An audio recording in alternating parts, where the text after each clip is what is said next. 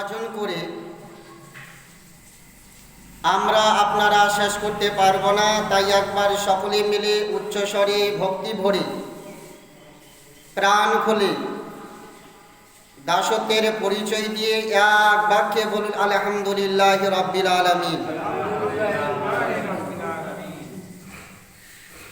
তারপরে পরই উভয় জগতের সম্মান, যার হস্তে পাপীদের ত্রাণ,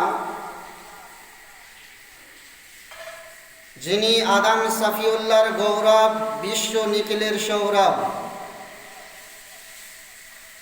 জিনার নামে গাথি দরুদের মালা, তিনি হলেন কালী কামলিওয়ালা,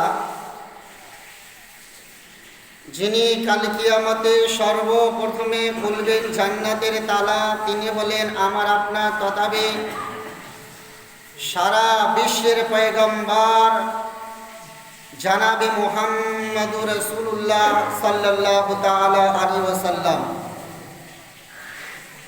সেই নবীর উপরে শত শত সহস্রবার অসংখ্য অগণিত ধারায় দরুদ ও সালাম অর্পিত হোক, বর্ষিত হোক, অবতীর্ণ হোক, নাজিল হোক, সকলে মিলে বলুন আল্লাহুম্মা আমিন।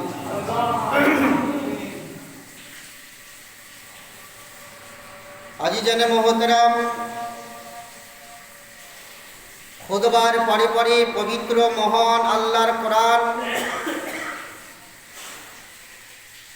যেই কোরআন সম্পর্কে আল্লাহ তাবারক ওয়া তাআলা ইরশাদ করেন, যালিকাল কিতাবু লা রাইবা ফি, ये वो किताब है जिसमें कोई शक की गुंजाइश नहीं है। এটা এমন একটা সত্য গ্রন্থ, এমন একটি সত্য কিতাব, যেই কিতাবের মধ্যে কোনো সন্দেহের অবকাশ নেই। সেই কিতাব হতে আমি আপনাদের সামনে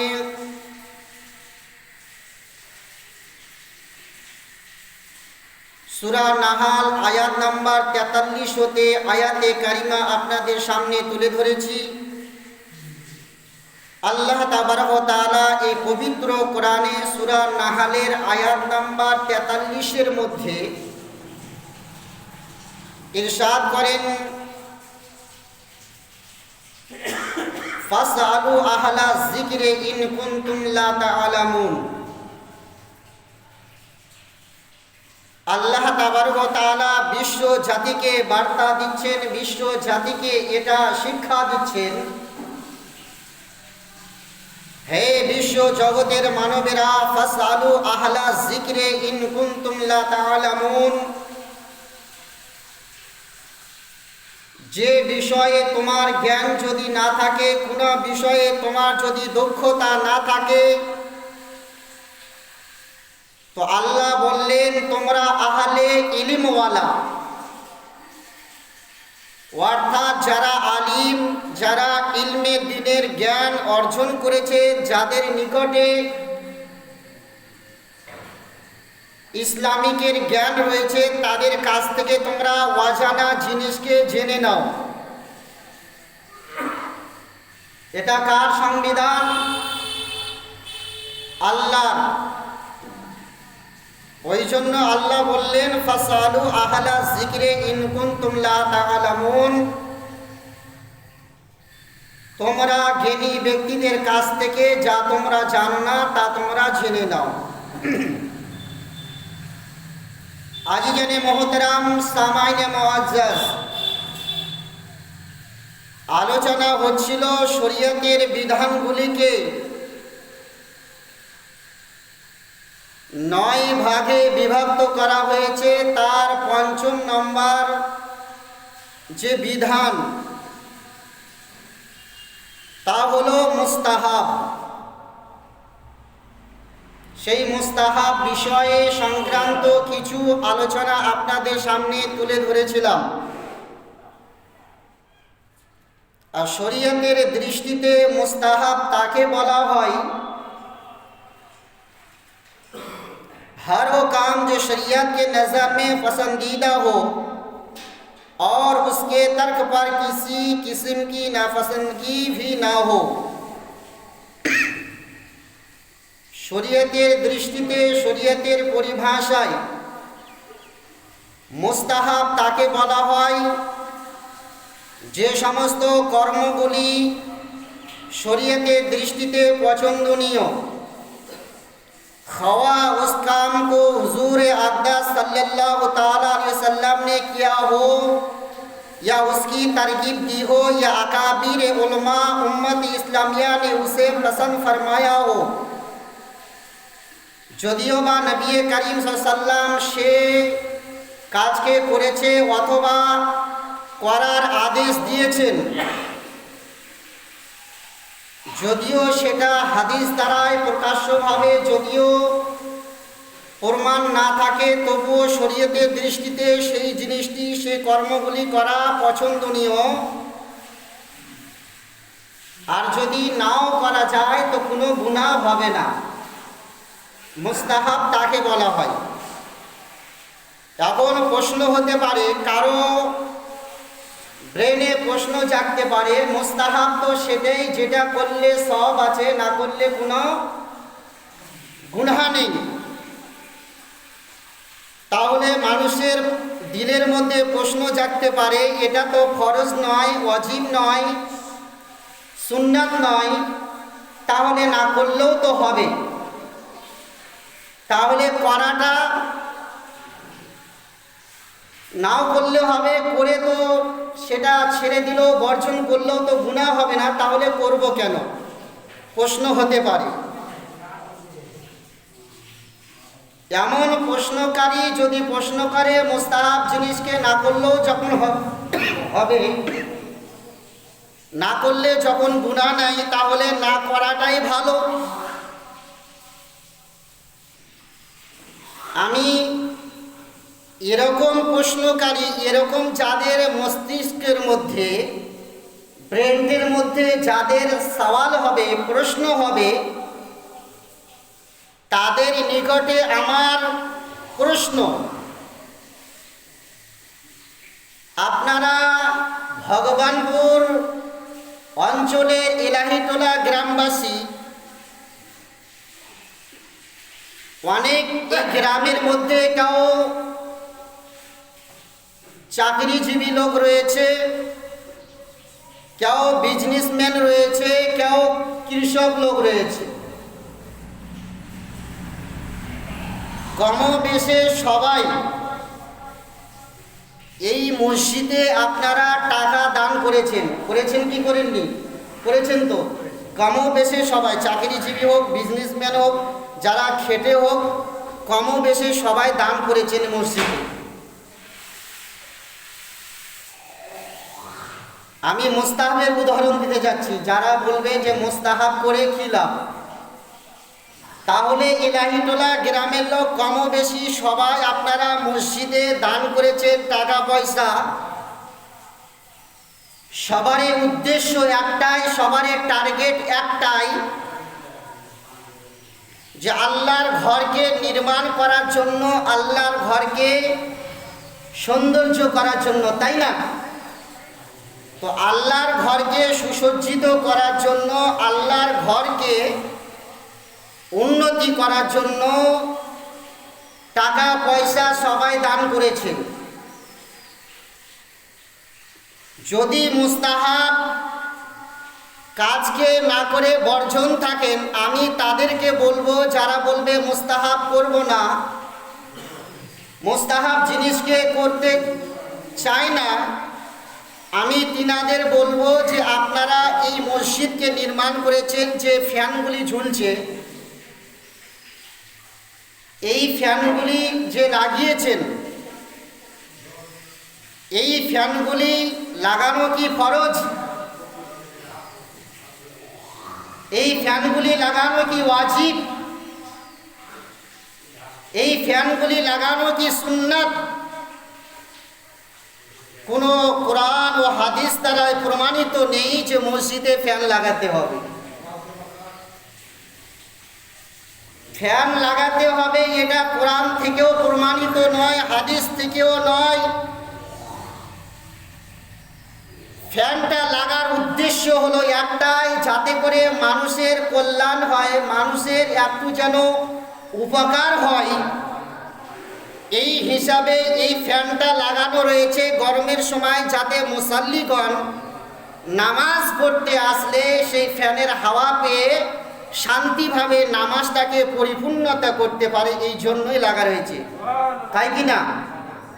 তো শরীয়তের দৃষ্টিতে ফ্যান লাগানো ফরজও নয়, ওয়াজিবও নয়, সুন্নত নয়, শরীয়তের দৃষ্টিতে এটা মুস্তাহাব। শরীয়তের দৃষ্টিতে মুস্তাহাব। আর মুস্তাহাব তাকে বলা হয় শরীয়তের দৃষ্টিতে যে সমস্ত কর্মগুলি, যে সমস্ত বিষয়গুলি, যে সমস্ত কাজগুলি শরীয়তের দৃষ্টিতে পছন্দনীয়। তেমনি আপনারা জায়নামাজে এটা বসে রয়েছেন, এটা জরুরি নয় আপনাকে বিছাতে হবে, মাটিতেও পড়লে নামাজ হবে। এটা আমরা বিছিয়েছি একটাই কারণে, যাতে করে ঠান্ডা না লাগে। এটা ফরজ, ওয়াজিব, সুন্নতের মধ্যে গণ্য নয়, এটাও হচ্ছে মুস্তাহাবের মধ্যে গণ্য। তেমনি মসজিদকে সৌন্দর্য করার জন্য ডিজাইন করে রং করেছেন, টাইলস বসিয়েছেন। হাদিসে বা কোরআনে কোথাও দেখাতে পারবেন না যে মসজিদ নির্মাণ করার জন্য টাইলস লাগাতে হবে, মসজিদ নির্মাণ করার জন্য মার্বেল লাগাতে হবে, মসজিদ নির্মাণ করার জন্য ডিজাইন করতে হবে। হাদিস ও কোরআন থেকে কোথাও প্রমাণিত নেই। তাহলে যদি কেউ বলে মুস্তাহাব করব না, তাহলে তাদের নিকটে আমার প্রশ্ন, তাহলে মসজিদ নির্মাণ করার জন্য টাকা দিয়েছো তো সবাই, তাহলে মসজিদ নির্মাণ করার জন্য যখন টাকা দিয়েছো, মুস্তাহাব করে যখন তোমার প্রয়োজন নেই, তাহলে টাইলস কেন লাগালে? মুস্তাহাব করে যখন প্রয়োজন নেই, তাহলে ফ্যান কেন লাগালে? মুস্তাহাব করে যখন প্রয়োজন নেই, তাহলে মসজিদে ডিজাইন করে রং কেন করলে? সুতরাং বোঝা গেল শরীয়তের দৃষ্টিতে ওই সমস্ত জিনিসগুলি হারাম বলা যায়, ওই সমস্ত জিনিসগুলি অবৈধ বলা যায়, যা নাসে কাতি থেকে প্রমাণিত হয় সেটাই করা অবৈধ। তাছাড়া শরীয়তের দৃষ্টিতে যে সমস্ত কর্মগুলি, যে সমস্ত কাজগুলি শরীয়তের দৃষ্টিতে পছন্দ বলা হয়েছে, তাকেই শরীয়তের পরিভাষায় মুস্তাহাব বলা হয়েছে। বুঝতে পারলেন তো? মুস্তাহাব, তো মুস্তাহাব তাকে বলা হয় শরীয়তের দৃষ্টিতে ওই সমস্ত জিনিসগুলি যা শরীয়তের দৃষ্টিতে পছন্দনীয়। তেমনি চলুন, উদাহরণ হচ্ছিল আরবি ভাষায় নামাজের নিয়াত করা, এটা হচ্ছে মুস্তাহাব। তেমনি বলেছিলাম যে নামাজে যখন আল্লাহু আকবার বলে তাকবীরে তাহরিমা বাঁধবে, তাকবীরে তাহরিমা কিয়ামের অবস্থায় বাঁধার সময় নামাজে সূরা যখন ফাতিহা বা আরও অন্যান্য একটি সূরা মিলাবে, তখন সেই সময় কিয়ামের অবস্থায় দাঁড়িয়ে দৃষ্টি কোথায় রাখবে বলেছিলাম? যেখানে সাজদা করবেন, যেই জায়গাতে সাজদা হবে। তো নামাজে যখন আমরা কিয়ামের অবস্থায়, কিয়াম শব্দের অর্থ হলো দাঁড়ানো, কিয়াম শব্দের অর্থ দাঁড়ানো। তো যখন আমরা দাঁড়িয়ে নামাজ আদায় করব, দাঁড়িয়ে যখন সূরা পাঠ করব, সেই সময় মুসাল্লিগণকে, নামাজি ব্যক্তিদেরকে সাজদার জায়গায় দৃষ্টি রাখা, এটা হচ্ছে মুস্তাহাব। তেমনি আমরা যখন রুকুতে যাই নামাজের সময়, আমরা যখন রুকুতে যাব, তো আমাদের দৃষ্টি কোথায় থাকে? কোথায় থাকবে? নামাজ তো সকলেই পড়ি। আমরা যখন নামাজে যখন রুকুতে যাব, তো শরীয়তের দৃষ্টিতে মুস্তাহাব জিনিস হলো, পছন্দনীয় জিনিস হলো রুকুর সময় আপনার চোখের দৃষ্টি থাকবে দুই পায়ের পিঠের উপরে। দু পা আছে, দু পায়ের পিঠ, তো দু পায়ের পিঠের উপরে, পায়ের উপরে পিঠ।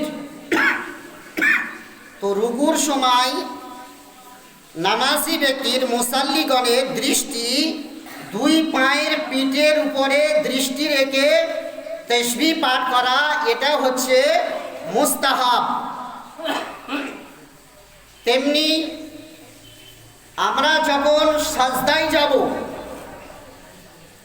যখন আমরা সাজদায় মাথা রাখলাম, তো সাজদায় মাথা রাখার সময় সাজদাতে যখন আমরা তাসবিহ পাঠ করি, তো সাজদাতে মাথা রাখলাম, চোখের দৃষ্টিটা কোথায় রাখবো?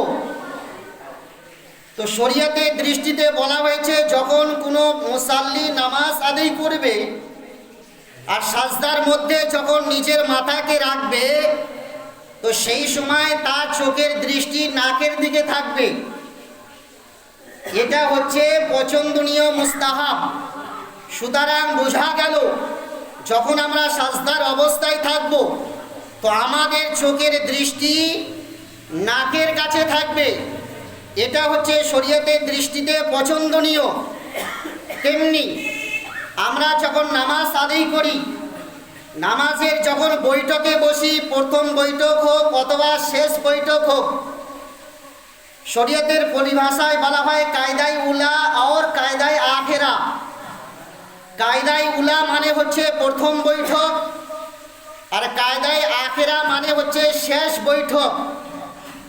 তো যখন আমরা মুসাল্লিগণ, নামাজিগণ নামাজ প্রথম বৈঠক হোক অথবা শেষ বৈঠকে বসে যখন আমরা আত্তাহিয়াত পাঠ করি, তাশাহুদ পাঠ করি, তো আমাদের দৃষ্টি কোথায় রাখতে হবে?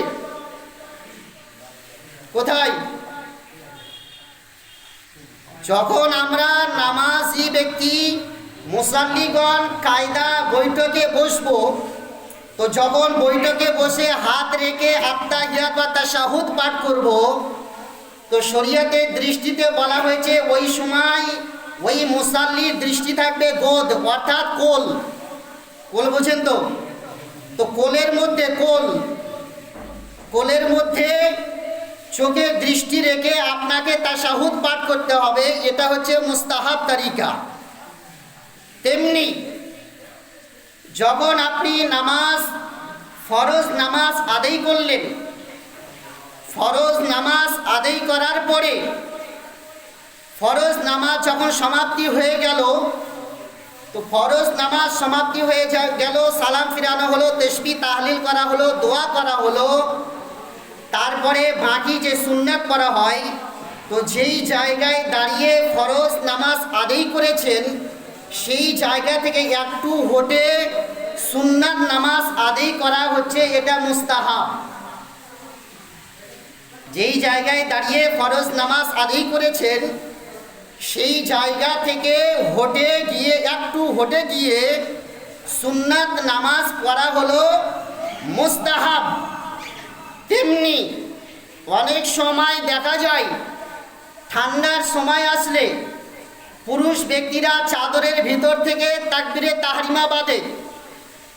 তো শরীয়তের দৃষ্টিতে বলা হয়েছে ঠান্ডা হোক অথবা গরম হোক, ঠান্ডার জন্য আপনি চাদরের ভিতর থেকে আপনি তাকবীর বাঁধবেন, হাত উঠাবেন কানে, এটা ঠিক না। মুস্তাহাব তরিকা হলো, উত্তম তরিকা হলো, উত্তম পদ্ধতি হলো পুরুষের জন্য চাদরের বাইরের দিক থেকে তাকবীরে তাহরিমা বাঁধা, আর মেয়েদের জন্য উত্তম তরিকা হলো, মুস্তাহাব তরিকা হলো চাদরের ভিতর অর্থাৎ ওড়নার ভিতর থেকে তাকবীরে তাহরিমা বাঁধা। জোরে বলুন সুবহানাল্লাহ।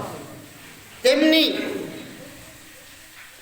আমরা যখন নামাজে রত থাকি, সূরা ফাতিহা পাঠ করলাম, সূরা ফাতিহা পাঠ করার পরে একই সূরা আমরা মিলাই কিনা, তো সূরা ফাতিহা পাঠ করার পরে অন্য একটা সূরা শুরু করার পূর্বে বিসমিল্লাহ বলা, এটা হচ্ছে মুস্তাহাব। তেমনি যখন আপনি নামাজ পড়তেন 2 রাকাত, তো প্রথম রাকাতে যতখানি কেরাত করেছেন, যদি উদাহরণস্বরূপ প্রথম রাকাতে 4 লাইনের একটা সূরা পাঠ করেছেন, তো দ্বিতীয় রাকাতে প্রথম রাকাতে থেকে একটু ছোট সূরা তেলাওয়াত করা বা পাঠ করা, এটা হচ্ছে মুস্তাহাব। প্রথম রাকাতে একটু বড়, দ্বিতীয় রাকাতে একটু ছোট, এটা হচ্ছে মুস্তাহাব। তেমনি আজকে হচ্ছে জুমার দিন, কোনো কারণবশতে মাযুর ব্যক্তি, অর্থাৎ যে ব্যক্তি জুমায় নামাজ পড়তে আসা অক্ষম, শরীয়তের দৃষ্টিতে তাকে মাযুর বলা হয়। অক্ষম ব্যক্তি যদি জুমাতে না আসতে পারে, তো জুমায় আসলে তো জুমা পড়তে হবে, জুমা ছুটে গেলে বা জুমায় না আসতে পারলে ওই ব্যক্তির জন্য জোহরের নামাজ পড়তে হয়। তো মুস্তাহাব তালিকা হলো মাযুর ব্যক্তির জন্য, যে ব্যক্তি মাযুর, ওই ব্যক্তির জন্য জুমার নামাজ হয়ে যাওয়ার পরে বাড়িতে ওই মাযুর ব্যক্তিকে জোহরের নামাজ আদায় করা, এটা হচ্ছে মুস্তাহাব। তেমনি নামাজে জুমা, আজকে জুমার দিন নামাজ পড়তে আসার জন্য প্রথমে আসা, এটা হচ্ছে মুস্তাহাব। তেমনি জুমার নামাজ পড়তে আসার জন্য আসার পূর্বে দাঁতন করে, ওযু করে দাঁতন করাটা হচ্ছে মুস্তাহাব। তেমনি জুমার দিনে নামাজ পড়তে আসার জন্য সাদা পোশাক পরিধান করা, এটা হচ্ছে মুস্তাহাব। তেমনি জুমার নামাজ পড়তে আসার জন্য কোনো খুশবু আতর ব্যবহার করা, এটা হচ্ছে মুস্তাহাব। এই সমস্ত জিনিস যদি বিস্তারিত জানতে চান, তাহলে ফতোয়ায়ে আলমগীরিতে অথবা দুররে মুহতার এই সমস্ত জিনিসগুলি বইগুলি আপনারা দেখতে পারেন। তো শরীয়তের দৃষ্টিতে মুস্তাহাব তাকে বলা হয় যেই সমস্ত জিনিসগুলি শরীয়তের দৃষ্টিতে পছন্দনীয়। তাহলে যে সমস্ত জিনিসগুলি আপনাদের সামনে তুলে ধরলাম, এগুলা ভালো না খারাপ? ভালো। তাহলে শরীয়তের দৃষ্টিতে মুস্তাহাব তাকেই বলা হয় যেটা করলে পছন্দনীয়। তাহলে বোঝা গেল শরীয়তের দৃষ্টিতে, শরীয়তের পরিভাষায় যে মুস্তাহাবেরও গুরুত্ব আছে কি না? এমনটা না, যদি কেউ আপনার সামনে বলে ফরজ, ওয়াজিব, সুন্নাত যথেষ্ট, মুস্তাহাব করে কি হবে, এরকম লোক যদি কেউ প্রশ্ন করে থাকে, তাহলে তার নিকটে মুগ্ধর জবাব দেওয়া এটা মানুষের জন্য জরুরি। কারণ